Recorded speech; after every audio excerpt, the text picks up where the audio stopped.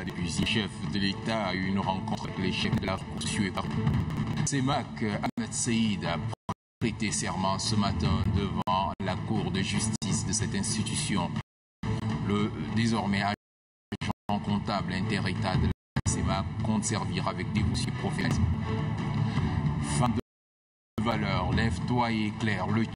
C'est le thème d'une conférence internationale qui se déroule à N'Djamena, une rencontre des femmes chrétiennes, membres d'une organisation baptisée les Maries de Magdala.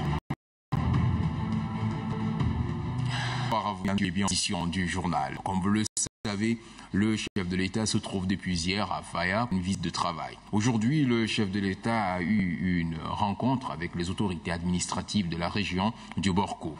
Avec ces derniers, les échanges ont porté sur la paix et le développement socio-économique de la région. Ibrahim Adam Mahamat. Arrivé jeudi à Faya-Largeau pour une visite de travail sur invitation des fils de la région, le président de la République, Driss Déby Itno, a eu ce vendredi une rencontre avec les 7 chefs des cantons de Borkou. Un rendez-vous sollicité en avril dernier lors d'une rencontre avec le chef de l'État à N'Djamena. Le président de la République avait promis d'être ici en juin. La promesse est donc tenue. Au cours de la présente rencontre, les autorités traditionnelles de Borkou ont discuté avec le chef de l'État de nombre de problèmes qui empêchent cette région immensement riche de prendre véritablement son envol socio-économique. Des questions aussi récurrentes que celles de la sécurité, de la cohésion sociale et du développement ont constitué le soubassement de la rencontre. Des sujets qui tiennent à cœur le chef de l'État qui n'a pas manqué de rappeler leur importance pour concrétiser toutes les promesses d'un développement durable de la région. Le Borkou a connu beaucoup de soubresauts. Le temps est venu pour amorcer le virage de son émergence économique. Nous sommes très heureux d'être reçus par le chef de l'État. Nous avons beaucoup discuté des questions liées au devenir de notre région, a soutenu le chef des cantons de Kamaya, Moustapha Djimi Fodeibou, qui salue la volonté du président de la République de développer la région de Borkou.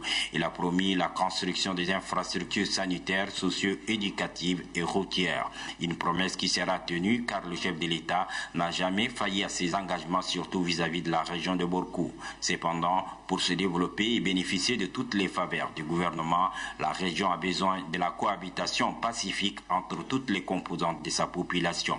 Une chose qui semble être bien comprise par les autorités traditionnelles décidées à jouer leur partition pour sortir définitivement la région du Borkou de sa léthargie actuelle.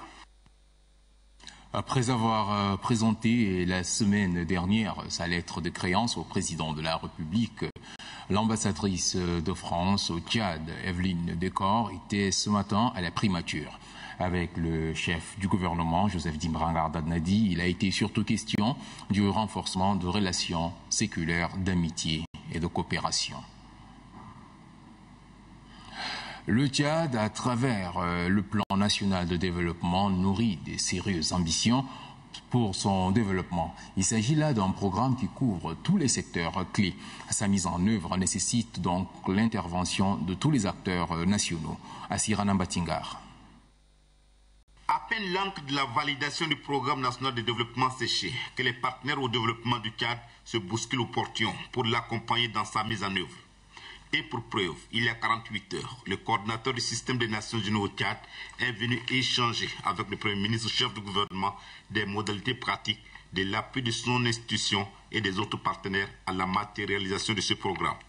Ce document, mûri et porté sur les fonds baptismaux par les techniciens des départements prioritaires, prend en compte toutes les préoccupations de la population tchadienne. Les secteurs clés de développement, comme l'éducation et la santé, ont été mis en exergue conformément à la vision du chef de l'État, qui est de faire du Tchad un État émergent d'ici à l'horizon 2025.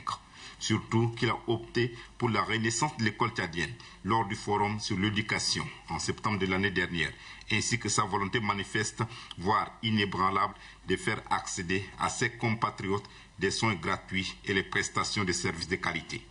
D'ailleurs, c'est pour répondre à ce souci que des faramineuses sommes d'argent engrangées par les ressources pétrolières ont été mobilisées pour la construction en cascade des centres de santé et une kyrielle de bâtiments scolaires à travers le pays.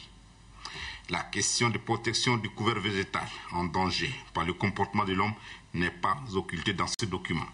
Des mesures idoines et coercitives susceptibles de décourager ceux qui détruisent la faune et la flore sont envisagées. La jeunesse, fer de lance de la nation tchadienne, n'a pas été oubliée dans ce document. Des emplois seront créés et des projets de développement seront financés en faveur de cette frange de la population tchadienne. La société civile et les acteurs politiques tatillons, qui ne ratent jamais l'occasion de titiller les pouvoirs publics, seront étroitement associés à la concrétisation de cet outil qui s'inscrit dans la mouvance des actions que le gouvernement mène pour le bien-être de sa population. Vivement que tous les acteurs impliqués donnent de l'épaisseur et de l'envergure à ce plan national de développement, car il y va de l'avenir de notre pays et le temps est court. Le plan couvre la période 2013-2015. La SEMAC a un nouvel agent. Ahmed Saïd, c'est son nom. Il a prêté serment ce matin pour la justice de la SEMAC. La cérémonie est marquée ministre de la Justice et de plusieurs victimes. L'audience de prestation de la comptable de la SEMAC a été présidée par le premier de la Cour de décision. Il a tout d'abord instruit l'avocat général de faire ses réquisitions. Ensuite, le premier président de la Cour de juger au nouveau récipiendaire de prêter serment. L'article 52 du règlement financier de la SEMAC jure, en ma qualité d'agent comptable inter-État, de m'acquitter de ma fonction avec probité et fidélité. C'est après cela que le nouvel agent comptable inter-État de la SEMAC a été officiellement investi dans ses nouvelles fonctions. Homme d'expérience en matière de gestion financière, Ahmed Saïd, de nationalité tchadienne, né en 1955 à Mao, a la confiance de la communauté des États de l'Afrique centrale. Il mettra son background pour redresser la comptabilité de la SEMAC en maniant les chiffres avec dextérité. Monsieur Ahmed Saïd, agent comptable inter-État, le choix qui a été porté sur votre personne témoigne de vos qualités morales dans la gestion. C'est par une photo de famille que la cérémonie de prestation de serment a pris fin. Clôture ce matin à la Bibliothèque nationale d'un atelier préparatoire de chantier-école en maintenance des équipements hydrauliques. Un atelier organisé par le ministère de l'Enseignement et de la Recherche et de la formation professionnelle, je voudrais dire. Doba Robert. Le consortium des établissements d'enseignement supérieur du Tchad, la mission de créer des consorts avec hydraulique sans incident et encore de modules formant des installations dans le domaine de l'eau et de l'assainissement. Les responsables de cette initiative sont les étudiants en année de licence, des instituts dispensant des formations en lien avec l'eau et les agents en poste dans le secteur de l'hydraulique. Ils auront entre autres à bénéficier de formations théoriques et pratiques sur les techniques d'installation des stations de pompage, d'analyse de l'eau et d'entretien des bornes fontaines. Cette initiative est saluée par le ministère de l'Enseignement, de la Recherche et de la Formation professionnelle. Votre projet est intéressant à plus d'un titre. C'est une formation en grande partie pratique, impliquant les principaux acteurs de l'eau, les entreprises de l'eau. Il met particulièrement l'accent sur l'employabilité immédiate des bénéficiaires et la pérennisation des installations hydrauliques tant rurales qu'urbaines. Ces installations sont vitales pour l'homme et les animaux. Étant entendu que le Tchad est d'abord pays d'agriculture et d'élevage, donc le secteur de l'eau est vital. La formation du personnel qualifié dans le domaine de maintenance est largement négligée. Ces journées d'études préparatoires vont combler certainement ce vide. Les responsables des instituts et du ministère de l'Enseignement supérieur auront à élaborer un document relatif au programme de formation et à leur financement. Un atelier de revue des performances du programme de lutte contre le paludisme est organisé depuis ce matin à N'Djamena. Le paludisme, en effet, cause dans le monde 300 à 500 millions de cas cliniques et plus d'1 million de décès, dont 90% surviennent en Afrique subsaharienne. Gandata Ouamia. D'un budget de 133 46 950 francs CFA, le but et les objectifs de la revue des performances du programme paludisme au Tchad ont été présentés aux partenaires par la coordonnatrice Dr Marie Boaboguel. Ceci afin de mobiliser les ressources nécessaires en vue de poursuivre les efforts pour faire reculer le paludisme. Le Tchad veut, à travers la revue des performances de son programme, faire l'état des lieux des 10 années de lutte contre le paludisme. La revue du programme du paludisme aidera le programme à déterminer les forces, les faiblesses, les menaces et les opportunités, tout en identifiant des goulots d'étranglement ayant entraîné la progression lente vers l'atteinte de ces objectifs. Le Tchad, comme la plupart des pays endémiques de paludisme, a adhéré à l'initiative mondiale Faire reculer le paludisme, FRP, en 1998.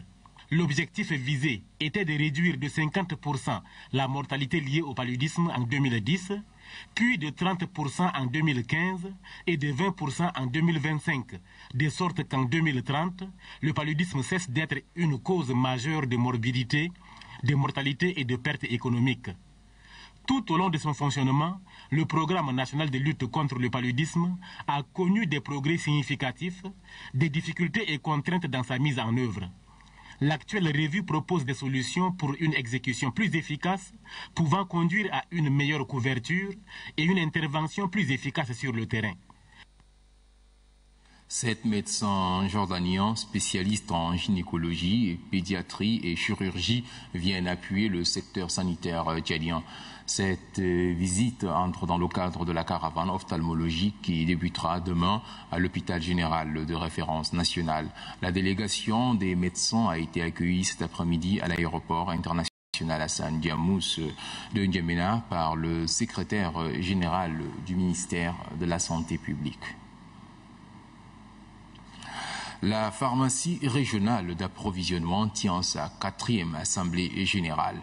Elle a réuni les médecins et pharmaciens. Cette rencontre va permettre aux participants de statuer sur les résultats des activités 2011-2012.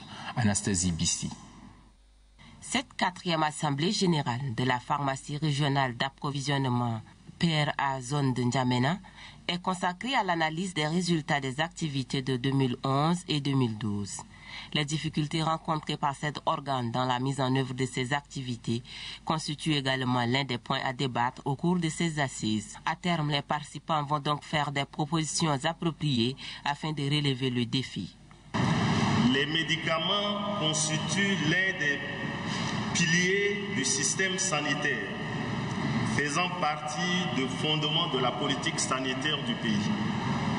C'est pourquoi j'exhorte les délégués de chacune des régions concernées, le conseil d'administration de la PRAC, les équipes de formation sanitaire et les causants à coaliser avec les communautés pour une utilisation efficace et efficiente des services.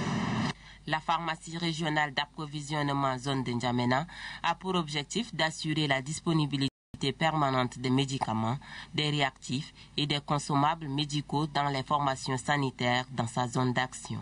Le président du conseil d'administration, Bara Mala, déplore la faible capacité de stockage des médicaments et la rupture fréquente de ces médicaments. Il souhaite que cette rencontre aboutisse à des meilleurs résultats pour permettre à la pharmacie régionale d'approvisionnement zone de N'Djamena d'assurer pleinement sa mission.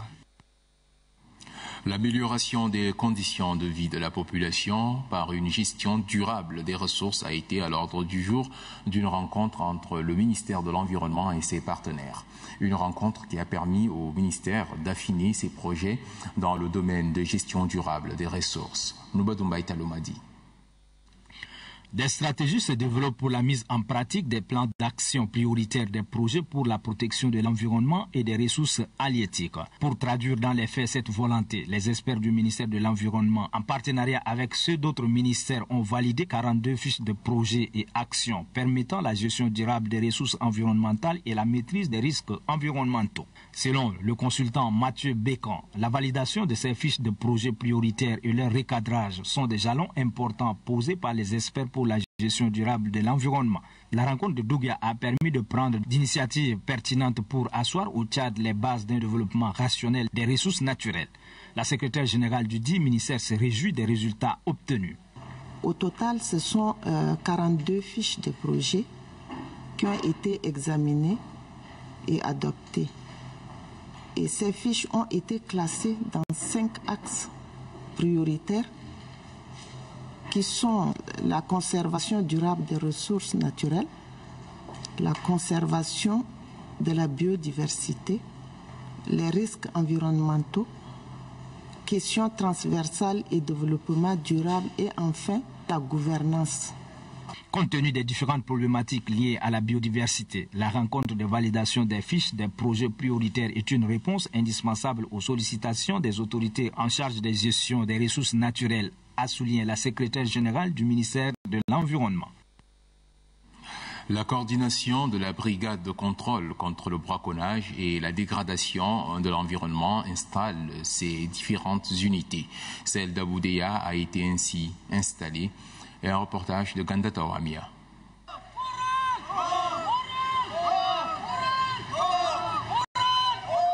La brigade de contrôle contre le braconnage et de la dégradation de l'environnement remplace la brigade mobile de contrôle forestier et halieutique. Cette nouvelle brigade qui couvre l'ensemble du territoire procède à l'installation de ces 9 unités décentralisées. Après l'installation des 3 premières unités, celle d'Aboudé est à son tour déployée sur le terrain. Aujourd'hui, nous vous disons que ce n'est pas le cas. La brigade est suffisamment décentralisée. C'est pourquoi l'unité d'Aboudéa est placée directement sous l'autorité des gouverneurs. Donc ce sont les gouverneurs sur place qui doivent les orienter dans ce qu'ils font, qui doivent leur prodiguer des conseils. Et eux également, elle doit rendre directement compte au gouverneur. N'Djamena ne pourra venir qu'en appui quand localement le problème ne peut pas trouver sa solution.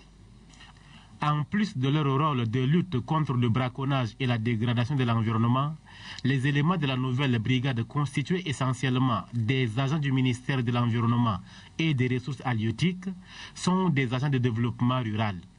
Ils doivent quotidiennement accompagner, encadrer et sensibiliser la population sur le bien fondé de la lutte contre le braconnage et la dégradation de l'environnement. La lecture d'un communiqué émanant du Parti pour l'Agence nationale. En écho de ministres, le comité exécutif parlement national réjouit des décisions prises pour régler la cherté qui a entraîné des conséquences sur le pouvoir d'achat des populations. Le comité exécutif PCN interpelle en outre les pouvoirs pour prendre des mesures plus efficaces, notamment amener des opérateurs économiques intervenant dans les différentes secteurs à les circuits d'approvisionnement et de distribution des produits de première nécessité en vue de faciliter leur accessibilité et ainsi de jouer la concurrence entre les opérateurs économiques. Fait à N'Djamena le 28 juin 2013, signé le président national du PCN, Mahamat Terap. Le président, je voudrais dire, du comité d'organisation des festivités de la journée de la liberté et de la démocratie édition 2013 de Gosbeida s'est rendu dans la dite localité en début de semaine. Objectif de la mission, mettre sur pied les commissions chargées de la préparation de la fête et faire l'état des lieux des travaux de construction des infrastructures. Katnoua Théophile. C'est une foule en liesse qui est venue accueillir la délégation conduite par le président du comité d'organisation des festivités marquant le 23e anniversaire de la journée de la liberté et de la démocratie de Gosbeida. Aussitôt arrivé, l'équipe conduite par Abdelkerim Seyd Bosch, qui a été accueillie à la résidence du gouverneur par le secrétaire général de la région de Sila, Diako Tamaga, s'est rendue au siège du mouvement patriotique du salut MPS. Pour cause, exprimer sa gratitude pour la mobilisation et l'accueil des militantes et militants.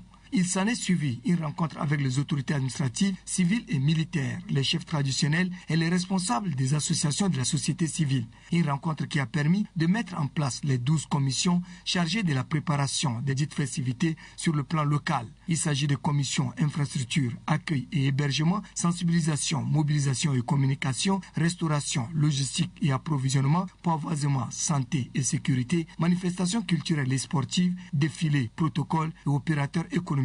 Pour se situer sur l'évolution des travaux de construction des infrastructures du projet présentiel de ces festivités, la délégation a fait une descente sur les différents sites de construction. Occasion pour le ministre et sa suite de recevoir quelques explications techniques, mais aussi les raisons du retard qu'ont connu certains chantiers. Au début, c'était la difficulté d'eau. Donc on a fait au moins 3 forages infructueux, ce qui a même retardé un peu le début de nos travaux. Au-delà de ça, on n'a pas vraiment de problème pour démarrer nos travaux. Pour le président du comité d'organisation des festivités, malgré ce problème, les travaux évoluent normalement. Nous avons rencontré les responsables de ces entreprises et ils nous ont rassurés qu'ils sont en mesure de tenir le délai. Alors notre souhait également, c'est que ces chantiers puissent se tenir dans le délai contractuel, dans le délai requis, pour permettre à ce que la fête au finish se déroule normalement avec les infrastructures promises par le chef de l'État. Nous sommes heureux de constater que ces entreprises sont déjà sur le terrain. Abdelkarim Seybosh et les membres de sa délégation ont profité de leur séjour à Gozbeda pour se rendre sur le site touristique de la région de Sila. Les femmes chrétiennes réunies au sein d'une organisation baptisée les Maries de Magdala organisent à N'Djamena depuis hier une conférence internationale, la deuxième du genre. Le thème que les chaînes tombent, femmes de valeur, lève-toi et éclaire le Tchad. Les travaux se déroulent au ministère des Affaires étrangères et de l'intégration africaine. Anastasie Bissi.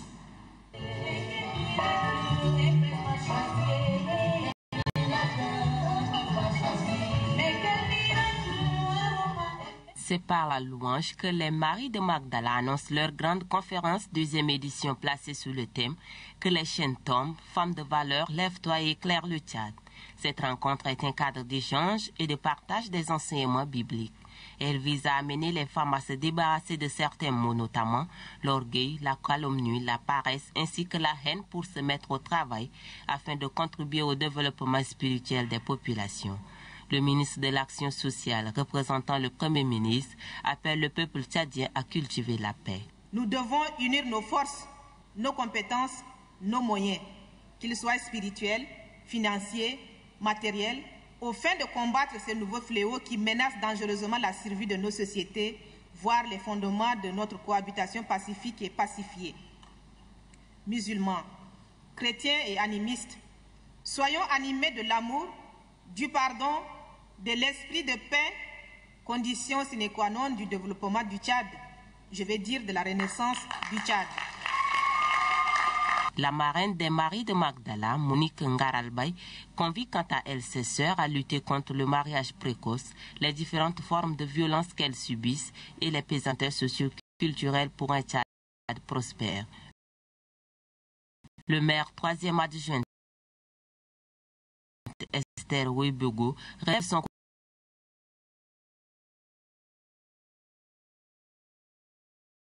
que la femme est une pierre angulaire de la nation.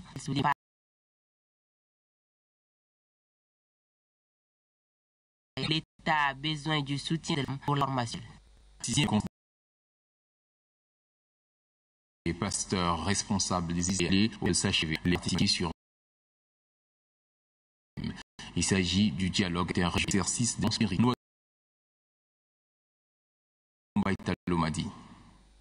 Les 6e de l'Assemblée chrétienne au Tchad se sont tués sur satisfaction. Le directeur théologien de marché pardonnage de la conférence pour bénédictions qui ont permis la tenue de cette rencontre. La conférence a été soutenue par l'ONG All Vision, dont la vision est de contribuer à bâtir l'avenir des enfants socialement et les orienter sur la voie de Dieu. Le directeur de l'ONG a souligné que les deux thèmes de la conférence, à savoir dialogue interreligieux et l'exercice des dons spirituels, sont d'actualité et cadrent parfaitement avec les défis de l'heure pour les chrétiens. Pour le secrétaire général de l'Entente des églises et missions évangéliques au Tchad, ces deux thèmes sonnent comme un appel pour les différentes religions à coopérer et vivre ensemble pour la paix sociale. Nous devons par conséquent nous rassembler pour essayer ensemble de résoudre les problèmes auxquels les Tchadiens font face dans nos communautés, telles que la pauvreté, l'éducation, la santé, la corruption. Nous devons nous débarrasser de nos préjugés et apprendre à nous connaître les uns les autres. Le message de clôture délivré par le pasteur Bimba Zouzoué a été tiré du livre d'Exode et a permis de faire le parallèle entre la vie de Moïse et ce que devrait être un bon serviteur. L'homme de Dieu a souligné que bien que ne possédant pas le verbe, Moïse, Dieu l'a façonné pour son ministère. Pour le pasteur Bimba Zouzoué, c'est de cette manière que Dieu appelle ses serviteurs au service. Le projet Mutation urbaine de N'Djamena au centre d'une conférence de presse qui s'est tenue dans les locaux du Thémaculte ce matin. Un projet initié par des artistes qui est une invitation à la réflexion autour des thèmes tels le transport, la santé et l'environnement dans une ville en pleine mutation. Grangatia Mirima. Au menu de cette conférence de presse, la présentation du projet Mutation urbaine de la compagnie théâtrale Djama Afrique. Durant une heure, artistes et promoteurs culturels se sont entretenus avec les journalistes des différents médias sur cette nouvelle initiative. 4 orateurs, à savoir Abdoulaye Oumaté, Léonie Yombay, Abdoulaye Baril, Oulouna Tamsou Maxime, ont tour à tour présenté les différentes composantes du projet. Pour l'initiateur de ce projet, le but est de participer à la formation de la jeunesse face aux défis du développement. Le projet a 3 dimensions. Il y a un volet photographie qui est fait par Abdoulaye Bari, qui est un photographe tchadien, qui fera un travail photographique sur la ville de N'Djamena, la transformation de la ville. Le deuxième volet, qui est un projet qui est un volet de spectacle de théâtre forum. Un spectacle de théâtre forum qui va parler des questions des femmes dans cette mutation, dans cette ville de N'Djamena. Et le troisième volet, il est question de faire un atelier de formation avec des jeunes dans le quartier de N'Djamena pour parler des problèmes de théâtre d'intervention sociale. Comment les jeunes pensent la ville aujourd'hui, quelles sont les problématiques qu'ils rencontrent dans cette grande ville. Les organisateurs du projet Mutation urbaine ont répondu aux interrogations des journalistes. Ces questions ont porté sur les résultats escomptés et les moyens dont dispose l'association pour parvenir aux objectifs de son projet. Ils sollicitent par ailleurs l'implication des médias pour accompagner cette vision des artistes et promoteurs culturels. Le projet Mutation urbaine débutera par les quartiers Chagua et Dembe et touchera tous les 10 arrondissements de N'Djamena. C'est la fin de cette édition. Merci de l'avoir suivi et bonne suite de programmes sur Téléchat.